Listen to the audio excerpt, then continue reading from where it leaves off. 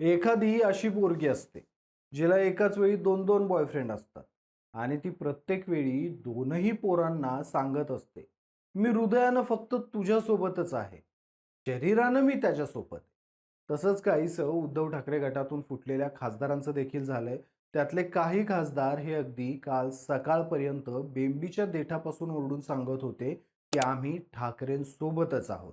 आम्ही ठाकरेंनी बोलावलेल्या बैठकीला देखील जाणार आहोत."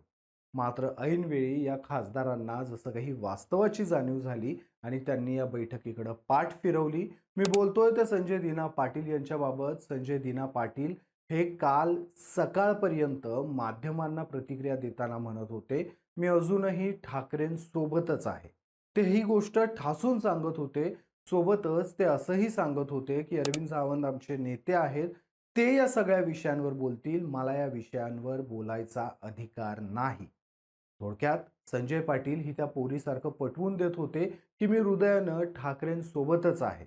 पण फिजिकली मात्र त्यांना बंडखोर खासदारांच्या ग्रुपसोबत जायचं होतं. काल जेव्हा उद्धव ठाकरे गटाच्या खासदारांच्या फुटण्याची बातमी समोर आली, त्यावेळी माध्यमांशी बोलताना संजय दिना पाटलांनी अशी भूमिका घेतलेली, की जसं काही तो मी नव्हेच.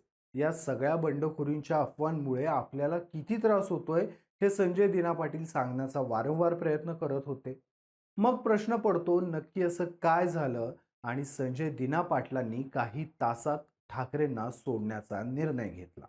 नक्की अशी कोणती कारणं होती ज्यामुळे संजय दिना पाटलांनी ठाकरे गट सोडायचं ठरवलं? संजय पाटलांचा आजवरचा इतिहास काय सांग? या सगळ्या गोष्टींवर आपण बोलणार आहोत पुढच्या काही मिनिटात. नमस्कार, मी शशी आणि तुम्ही पाहताय कट. संजय दिना पाटील हे मुंबईमधून ठाकरे गटाचे खासदार आहेत. मात्र ते आज जरी ठाकरे गटाकडून खासदार असले, तरीही संजय दिना पाटलांची सुरुवात मात्र शिवसेनेमधून झालेली नव्हती. मुळातच या पक्षामधून त्या पक्षात उडी मारणं हे संजय पाटलांसाठी काही नवीन नाही. खरं तर राजकारणाचा वारसा त्यांना त्यांच्या वडिलांकडूनच मिळालेला. त्यांचे वडील दीनानाथ भामा पाटील हे 85 मध्ये मुलुंडमधून आमदार होते. त्यांनी 1978 आणि 1990 मध्ये भांडूपमधून काँग्रेसचे उमेदवार म्हणून विधानसभेची निवडणूकही लढवली होती. त्यानंतर जेव्हा संजय पाटील राजकारणात आले, तेव्हा ते 2004 मध्ये राष्ट्रवादी काँग्रेसच्या तिकिटावर मुंबईतल्या भांडूप विधानसभा मतदारसंघातून आमदारपदी निवडून गेले. त्यानंतर 2009 मध्ये त्यांना शरद पवारांनी लोकसभेची उमेदवारी दिली आणि संजय दिना पाटील हे ईशान्य पूर्व मुंबई लोकसभा मतदारसंघातून निवडून आले. 2014 मध्ये संजय दिना पाटील यांना आपल्याच मतदारसंघात पराभवाचा धक्का बसला. भाजपचे नेते किरीट सोमय्या यांनी त्यांना पराभवाची धूळ चारली. 2019 मध्ये निवडणुकीच्या काही काळ अगोदर त्यांनी शिवसेनेत प्रवेश केला आणि शिवसेनेच्या तिकिटावर ते खासदारकीच्या निवडणुकीला सामोरे गेले. पण भाजपचे उमेदवार मनोज कोटक यांनी त्यांना पराभूत केलं. त्यानंतर 2024 मध्ये संजय पाटील यांनी लोकसभेला विजय मिळवला. यावेळी त्यांनी पुन्हा एकदा भाजपच्याच उमेदवाराचा पराभव केला होता. हा झाला आजवरचा संजय दिना पाटील यांचा राजकीय प्रवास. त्यांचे वडील काँग्रेसमध्ये होते. स्वतः संजय पाटील एनसीपीच्या तिकिटावर निवडून आलेले होते. त्यानंतर त्यांनी वाऱ्याची बदललेली दिशा पाहत शिवसेनेमध्ये प्रवेश केला. कारण त्या काळामध्ये मुंबईमधले एनसीपीचे मातब्बर चेहरे हे त्यापूर्वीच शिवसेनेमध्ये गेले होते. शिवसेनेची मुंबईमध्ये ताकद वाढत होती आणि आता त्यांनी शिवसेना उद्धव बाळासाहेब ठाकरे गट सोडून शिंदे सेनेसोबत जायचं ठरवलं. जेव्हा संजय पाटलांनी एनसीपी सोडून सेनेमध्ये प्रवेश केला होता आणि हातात शिवबंधन बांधलं होतं, त्यावेळी महाराष्ट्राच्या विकासासाठी, महाराष्ट्र घडवण्यासाठी आपण उद्धव ठाकरेंसोबत आलेलो आहोत असं त्यांनी स्पष्ट केलेलं.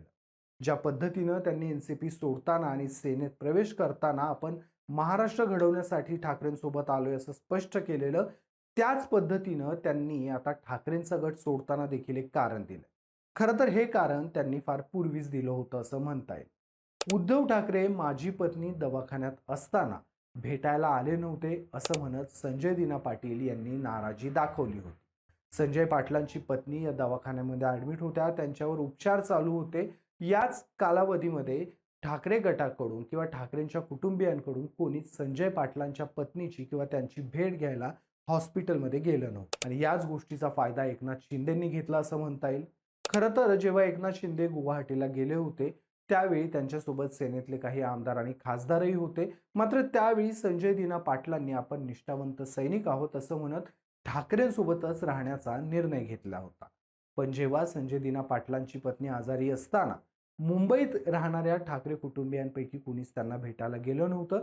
त्यावेळी एकनाथ शिंदे हे स्वतः हॉस्पिटलमध्ये संजय दिना पाटलांना भेटले होते, त्यांची चौकशी केली होती.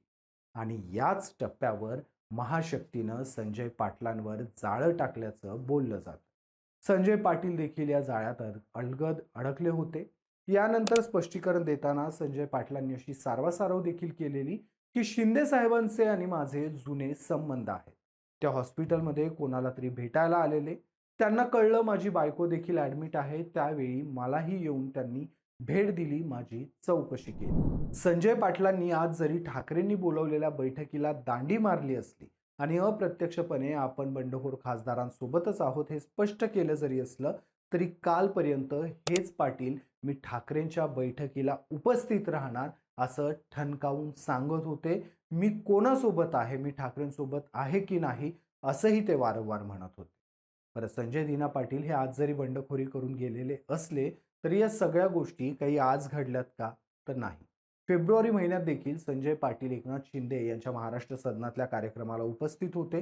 त्यांच्यासोबत जेवण्याचं आमंत्रण देखील पाटलांनी स्वीकारलं होतं. त्यावेळी देखील माध्यमांनी त्यांना विचारलं होतं, तुम्ही शिंदे गटात जाणार का?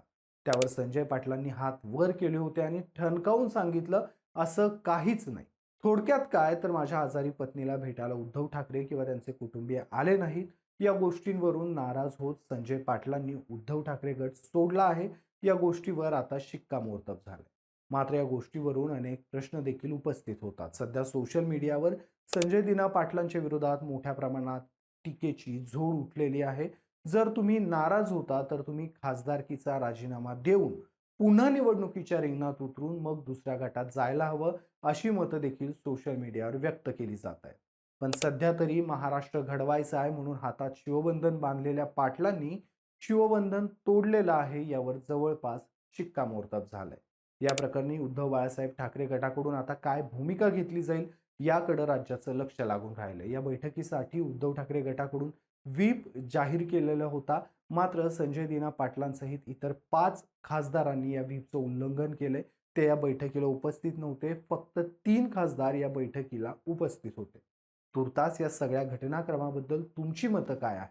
संजय दिना पाटील यांच्यासहित इतर 5 खासदारांवर कार्यवाही व्हायला हवी का आणि कोणती कार्यवाही व्हायला हवी? नैतिकतेच्या आधारावर या खासदारांनी ज्या पक्षाच्या चिन्हावर लढून खासदारकी मिळवली तो पक्ष सोडून जात असतील तर राजीनामा देऊन पुन्हा निवडणुकीला सामोरं जायला हवं का? तुमची मतं मला कमेंट्समध्ये आवर्जून सांगा. व्हिडिओ आवडला असेल तर व्हिडिओला लाईक करा, शेअर करा आणि अशाच राजकीय घडामोडी जाणून घेण्यासाठी कट टू कटला सबस्क्राईब करायला विसरू नका.